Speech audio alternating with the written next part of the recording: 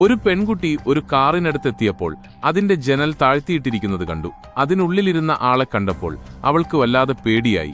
അയാളുടെ പല്ലുകൾ കേടുവന്ന് കൂർത്ത് ഭയങ്കരമായിരുന്നു. അയാൾ പേടിപ്പിക്കുന്ന ചിരിയോടെ അവളെ തുറച്ചുനോക്കി. അവൾ ഭയന്ന് പെട്ടെന്ന് പിന്നോട്ടു മാറി സ്വന്തം കാറിലേക്ക് ഓട്ടി. അവൾ എഞ്ചിൻ സ്റ്റാർട്ട് ചെയ്ത് വേഗത്തിൽ ഓടിച്ചുപോയി.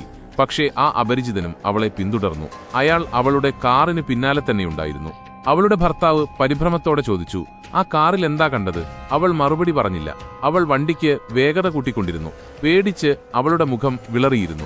അപ്പോഴാണ് അവൾ ശ്രദ്ധിച്ചത്, കാറിലെ ഇന്ധനം തീരാറായിരിക്കുന്നു. കാര്യങ്ങൾ കൂടുതൽ വഷളായി. ഭർത്താവ് വീണ്ടും ചോദിച്ചു, "എന്താ സംഭവിച്ചതെന്ന് പറ." പെൺകുട്ടി പറഞ്ഞു, "പോലീസിനെ വിളിക്ക്." പിന്തുടരുന്ന കാർ അവരുടെ കാറിനോട് അപകടകരമാം വിധം അടുത്തെത്തിയിരുന്നു. പെട്ടെന്ന് പെൺകുട്ടി റോഡരികിൽ ഒരു ചെറിയ കട കണ്ടു. അവൾ ഉടൻ തന്നെ കാർ അങ്ങോട്ട് തിരിച്ചു നിർത്തി.